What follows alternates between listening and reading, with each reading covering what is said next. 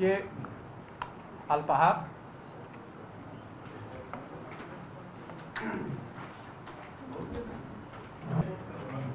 आयोग का काम सिर्फ ये देखना है कि राशन मिला या नहीं मिला, नहीं मिलता है डिजिटल भी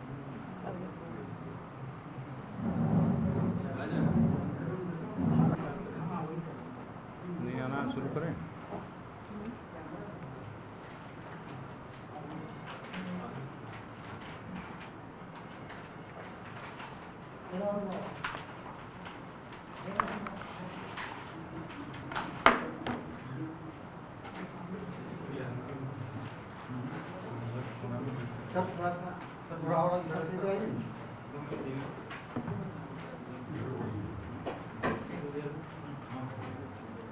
उसी में ही होगा, प्रेस रिलीज उसी फीट में होगा।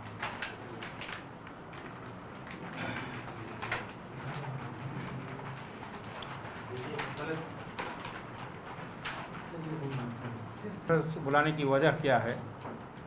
देखिए, खाद्य आयोग ने पिछले साल से अपने स्थापना दिवस मनाना शुरू किया है। पिछले साल 9 दिसंबर को ATI के सभागार में मनाया गया था, जिसमें ही ये बात की घोषणा की गई थी कि हम DGRO के साथ साथ मुखिया को भी सम्मानित करेंगे। खाद्य आयोग ने पहली बार हर जिले में मुखिया संवाद आयोजित करने का निर्णय लिया था, जो इस साल के सितंबर माह में लगभग हर जिले संपन्न हो जाएंगे। अब तक लगभग 13 जिलों में आयोग कार्यक्रम कर चुका है। आयोग मुखिया संवाद इसलिए कर रहा है कि आयोग ये मानता है कि खाद्य सुरक्षा अधिनियम में जो अधिकार मिले हैं या उसमें मुखिया का जो दायित्व है वो उनको बताना चाहिए, क्योंकि सिर्फ अभी तक एक्ट में इसका प्रावधान किया गया है, लेकिन मुखिया बहुत ज़्यादा अवगत नहीं है कि उनका दायित्व क्या है, उनका कर्तव्य क्या है, और जनता खाद्य आयोग तक अपनी शिकायत कैसे पहुंचाए। क्योंकि खाद्य सुरक्षा अधिनियम वो एक्ट बना है, इसकी मूल भावना ये है कि लोगों को भोजन का अधिकार जो संविधान ने दिया है वो उसे मिले। ये खाद्य आयोग की जिम्मेवारी है इसकी निगरानी करना। तो खाद्य आयोग मुखिया को और जवाबदेह बनाने के लिए, उनको अपने अधिकारों और कर्तव्य के प्रेरित करने के लिए आयोग ने ये तय किया है कि इस साल से मुखिया को सम्मानित किया जाएगा। सभी जिले के फर्स्ट, सेकेंड, थर्ड आने वाले मुखिया को पुरस्कृत किया जाएगा 9 दिसंबर को, जब आयोग इस वर्ष अपना स्थापना दिवस मनाएगा। अब इसके लिए मुखिया का चयन कैसे किया जाएगा? आयोग ने अभी 23 तारीख को ही, पिछले 23 तारीख को इसी सभागार में जहां हम प्रेस कॉन्फ्रेंस कर रहे हैं, यहीं पर एक बैठक बुलाई थी। बैठक में जिन लोगों को आमंत्रित किया गया था, हालांकि प्रेस रिलीज में सारी बातों का उल्लेख कर दिया गया है, फिर भी मैं आप लोगों की जानकारी के लिए बता दूं कि उसमें मेरे अलावा मेरे सदस्य सबना प्रवीण, सदस्य सचिव संजय कुमार के अलावा आयोग के पूर्व सदस्य उपेंद्र नारायण उरांव, रामकरण रंजन, सर्वोच्च न्यायालय के आयुक्त के पूर्व राज्य सलाहकार श्री बलराम जी, पूर्व कुलपति विनोबा भावे विश्वविद्यालय हजारीबाग के श्री रमेश सरन जी, श्री जेम्स हेरेन जो सदस्य हैं भोजन का अधिकार अभियान के, एवं संयोजक झारखंड नरेगा वाच सुश्री मोहंता, उनको भी आमंत्रित किया गया था। इस बैठक का मकसद ये था कि आयोग एक मापदंड तय करे कि किन मापदंडों के आधार पर मुखिया का चयन होगा, और आयोग सिर्फ स्वविवेक से निर्णय लेने के पक्ष में नहीं था। इसलिए आयोग पुराने अनुभवों को साझा करने के लिए पूर्व सदस्यों को आमंत्रित किया, और जो सिविल सोसाइटी के लोग हैं जो भोजन के अधिकार पर काम करते हैं, राइट टू फूड के लिए कैंपेन में हिस्सा लेते हैं, उन लोगों को भी बुलाया गया। बुलाकर एक मापदंड निर्धारित करने पर चर्चा की गई कि मापदंड क्या हो और उसके चयन के लिए चयन मंडली क्या हो। तो आप प्रेस रिलीज में देखेंगे इस बात का उल्लेख किया गया है कि जो मापदंड तय किए गए हैं, वो मापदंड का पहला तो ड्यूरेशन रखा गया है कि पिछले साल मतलब अक्टूबर 22 से लेकर सितंबर 23 को एक साल का पीरियड माना गया है। ये इसलिए सितंबर 23 रखा गया है कि चयन की प्रक्रिया, फिर उस चयन के लिस्ट भेजना, उसमें फिर 1 डेढ़ 2 महीने का समय लगेगा। इसीलिए अक्टूबर से सितंबर तक का टाइम लिमिट रखा गया है। इसमें जो मापदंड निर्धारित किए गए हैं, और आप लोगों से आग्रह होगा और ये प्रेस कॉन्फ्रेंस बुलाने का मकसद ये है कि आप लोगों के माध्यम से राज्य के सभी मुखिया तक ये बात पहुँचे, उनको इस बात की जानकारी रहे कि क्या मापदंड निर्धारित किए गए हैं, ताकि वो उन मापदंडों पर उन्होंने अगर काम किया है तो वो इस आशय की जानकारी अपने वीडियो के माध्यम से जिला के उपायुक्त तक पहुँचाएँ।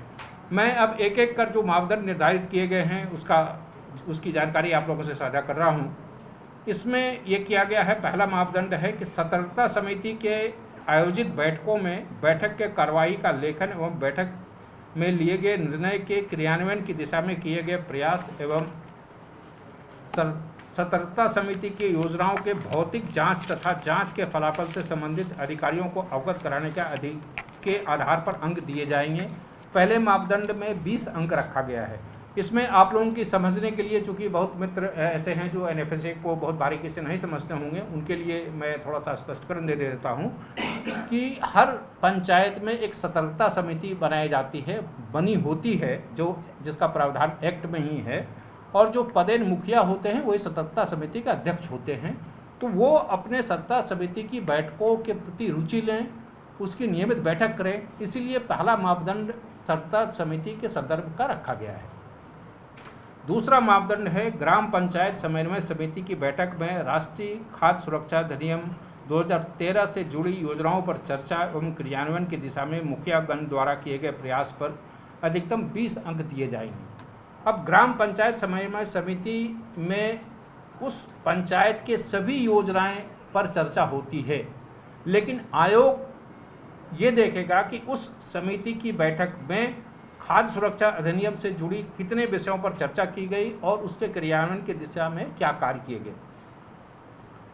तीसरा मापदंड है आकस्मिक खाद्यान्न कोष के इस्तेमाल में किए गए प्रयासों एवं लाभुकों के ट्रैकिंग में किए गए प्रयासों के लिए अधिकतम 10 अंक दिए जाएंगे। इस मामले में आकस्मिक खाद्यान्न कोष से लाभान्वित व्यक्ति के समस्या के स्थायी समाधान के लिए मुखियागण द्वारा किए गए प्रयास का चयन समिति ध्यान रखेगी। यहाँ पर अब आप लोगों की जानकारी के लिए ये साझा करना जरूरी है कि आकस्मिक खाद्यान्न कोष क्या है। आकस्मिक खाद्यान्न कोष ये है कि बहुत लोगों का या कई बार किसी परिस्थितिवश खाद्यान्न उपलब्ध नहीं हो पाता है, बहुत लोगों का राशन कार्ड नहीं रहता है, लेकिन वो ज़रूरतमंद हैं, उनका राशन कार्ड नहीं बन पाया किसी तकनीकी कारणों से या किसी वजह से। तो इसलिए NFSA में ये प्रावधान किया गया है कि हर पंचायत में हर मुखिया के पास 10,000 रुपये की आकस्मिक निधि होती है, जिससे वो बाजार मूल्य पर अनाज खरीद कर उस लाभुक तक पहुँचाए, ताकि खाद्यान्न के अभाव में किसी को जीवन का संकट न हो जाए। इसलिए 10,000 रुपये की राशि हर मुखिया के पास होती है। तो उस खाद्यान्न कोष, आकस्मिक खाद्यान्न कोष के इस्तेमाल में उन्होंने क्या प्रयास किया और जिसको मदद दी गई उसके स्थायी समाधान, मतलब उसका राशन कार्ड बनवाया गया, उसकी ट्रैकिंग रखी गई नहीं रखी गई, इस बात का जो ध्यान रखेंगे वो उनको 10 अंक अधिकतम हैं, उसमें से 10 अंक दिया जाएगा।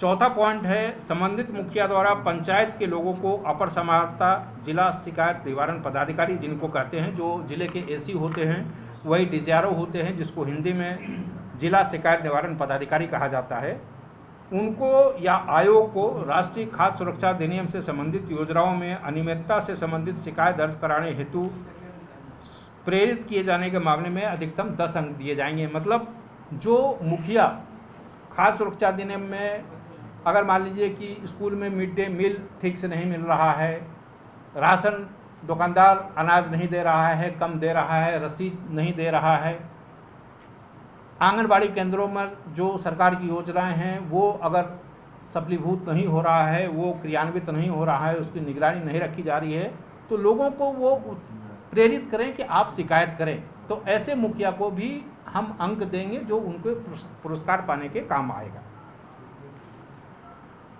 उसके बाद है, आप लोग को अगर पता होगा, नहीं पता होगा तो मैं साझा कर देता हूं जानकारी।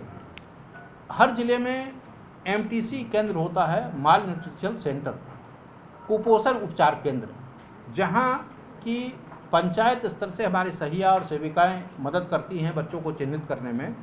उन बच्चों को चिन्हित करके उनको कुपोषण उपचार केंद्र ले जाया जाता है और उनका इलाज होता है। तो इसलिए एक मापदंड में इसका उल्लेख किया गया है कि पंचायत में कुपोषित बच्चों की विवरणी की उपलब्धता व मुखिया स्तर पर कुपोषित बच्चों को कुपोषण उपचार केंद्र पर उपचारित किए जाने के मामले पर अधिकतम 10 अंक दिए जाएंगे।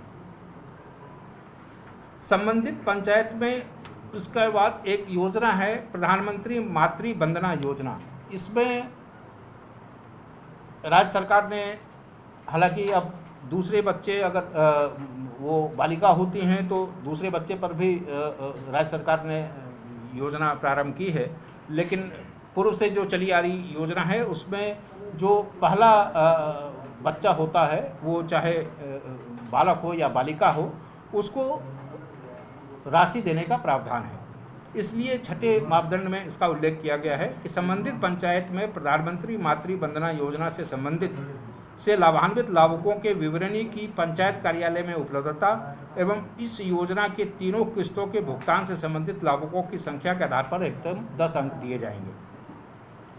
सातवां मापदंड है पंचायत स्तर पर मुखिया द्वारा राष्ट्रीय खाद्य सुरक्षा अधिनियम से संबंधित योजनाओं के प्रचार प्रसार की दिशा में किए गए प्रयास के आधार पर अधिकतम 10 अंक दिए जाएंगे। मतलब ये कंडिका ये है कि जो NFSA की जितनी योजनाएं हैं उसके प्रचार प्रसार के लिए जो हम लोग जिलों में जाते हैं, मुखिया से संवाद करते हैं, वहाँ पर भी मुखिया से आग्रह करते हैं कि आप उन योजनाओं के प्रसार प्रसार के लिए वॉल राइटिंग हो, होर्डिंग्स हो, या जो भी माध्यम आपको उपयुक्त लगता हो, उस माध्यम से लोगों को जानकारी दीजिए कि आपके अधिकार क्या हैं और अधिकार लेने के तरीके क्या हैं। इसलिए आयोग अपने ज़िले के कार्यक्रम में आयोग ने अपना टैग लाइन बनाया है, अधिकार जाने अधिकार मांगे, क्योंकि आयोग का ये मानना है कि जब लोग अधिकार जान जाएंगे तो फिर मांगना शुरू कर देंगे। जो नहीं जानते हैं वो अधिकार मांगते नहीं हैं। इसलिए आयोग की ये पहल भी उसी दिशा में है कि लोग अपना अधिकार जानें और अधिकार मांगें, क्योंकि आयोग का गठन इसलिए किया गया है कि लोग शिकायत करें और शिकायत का निवारण किया जाए और आयोग इसकी निगरानी करे।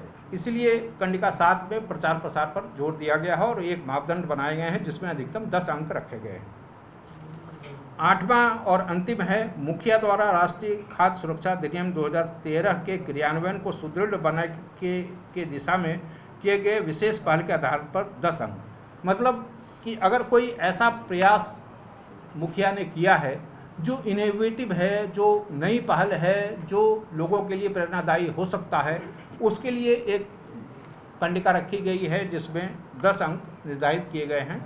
और अब सवाल ये है कि ये मापदंडों पर चयन होगा, चयन कैसे होगा, कौन करेंगे।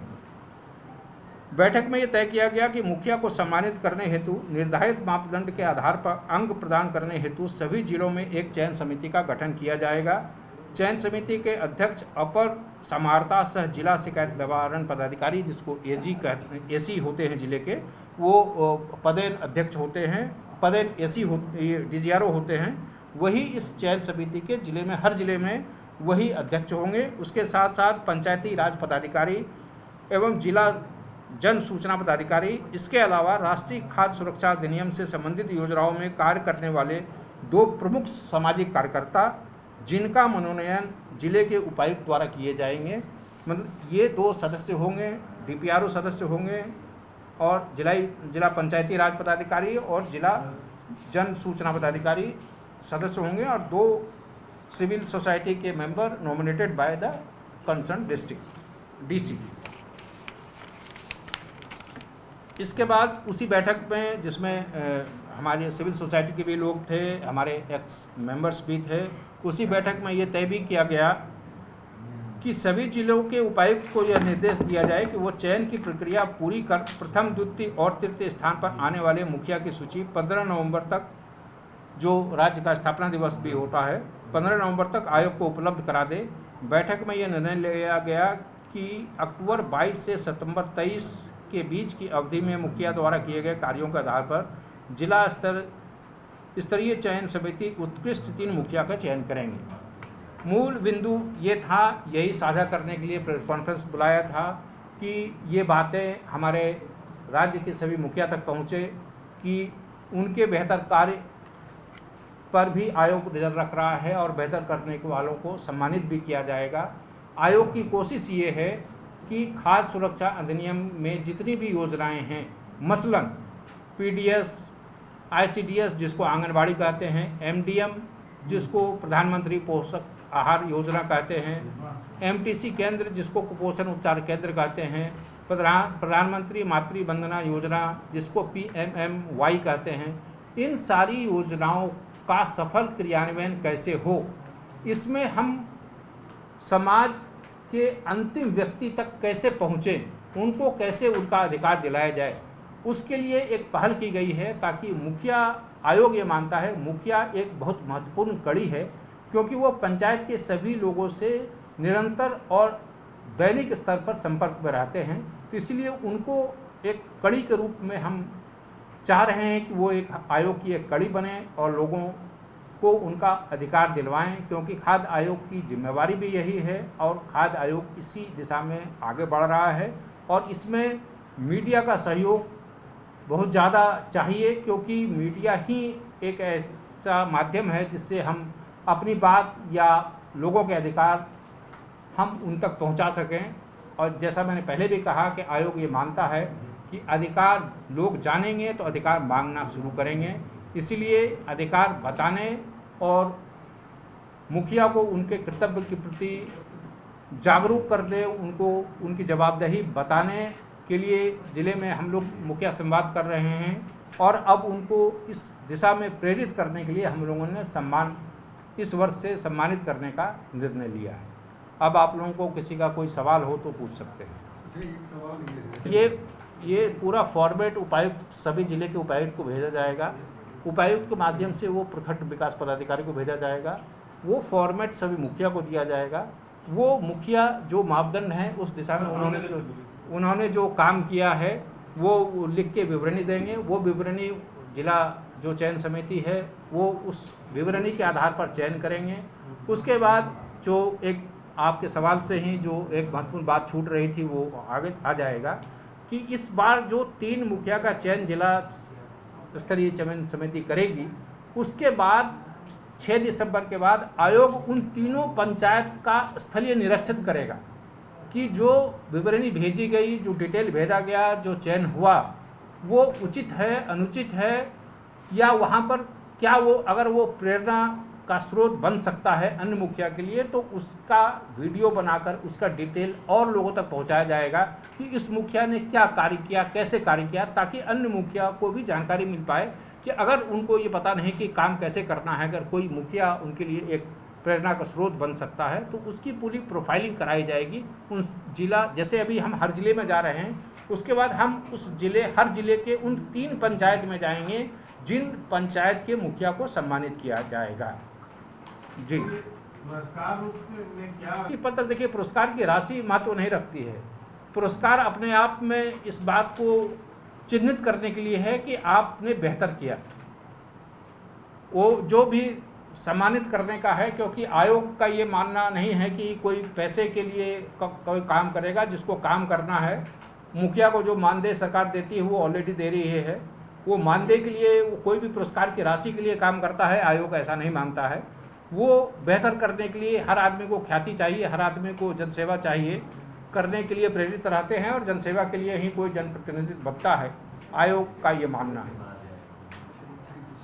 है क्योंकि आयोग का जो मैंडेट है उसी मैंडेट पर आयोग को काम करना है। आयोग का मैंडेट ये है कि ये देखा जाए कि राशन समय पर मिल रहा है या नहीं, जितनी मात्रा में मिलनी चाहिए उतनी मात्रा में मिल रहा है या नहीं पहुंच रहा है, शिकायत आएगी, आयोग कार्रवाई करेगा। इस महीने के बारे में शिकायत आयोग तक पहुंची है?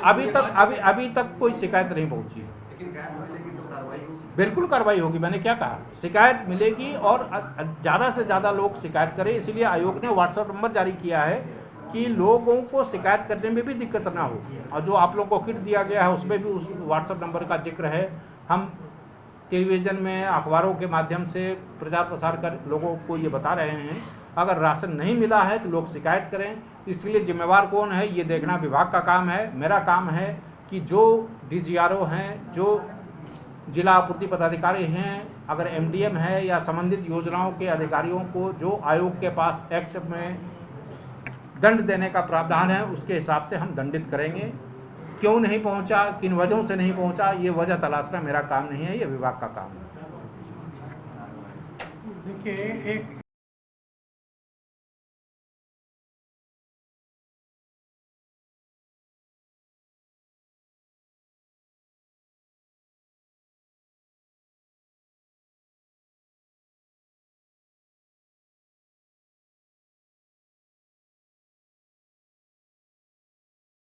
आता है कि डीएसओ बोल रहे हैं जो चावल नहीं आया, गेहूं नहीं आया, में भी आता था खाली जो भी मैंने अखबार की भी जो भी मैंने स्टेटमेंट आता है उन ऑफिसर्स का, ये गलत है।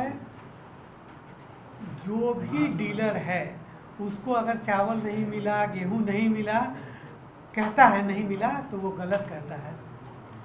एक्चुअली होता क्या है कि जो अलॉटमेंट उसका मंथली अलॉटमेंट उसका फिक्स है, उस पर पूरा बटता नहीं है।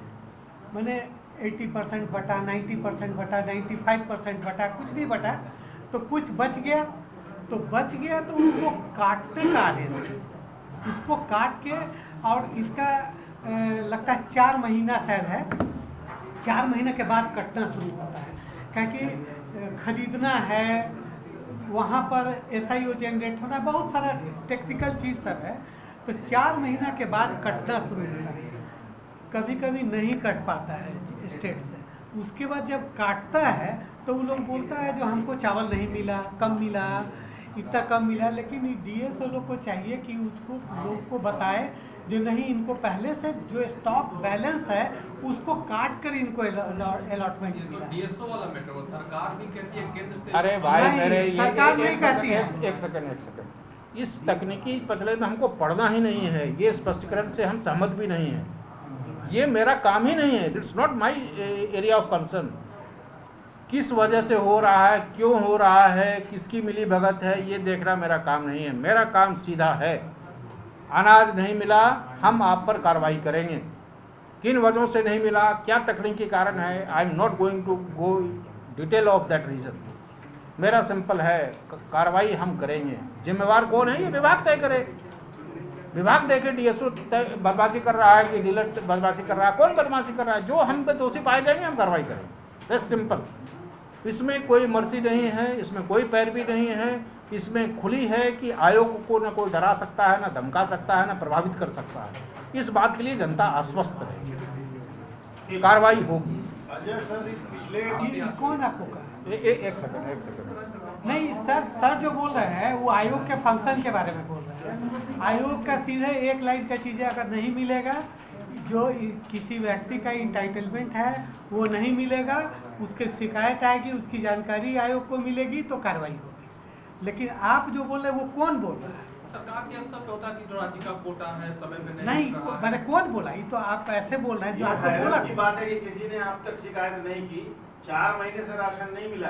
हम खुद नहीं, हैरान- में भी पोषाहार नहीं पहुंच रहा है पिछले 6 महीने से। खबर का संज्ञान लेना और हर खबर का संज्ञान लेना। शिकायत, लिखित शिकायत आए, जैसे ये तो सीबीसी का भी ऑर्डर है कि गुमनाम शिकायत पर कार्रवाई नहीं हो सकती है। जिसको शिकायत करनी है वो विवरणी दे, उस पर कार्रवाई होगी। ठीक है सर। ठीक है, थैंक यू।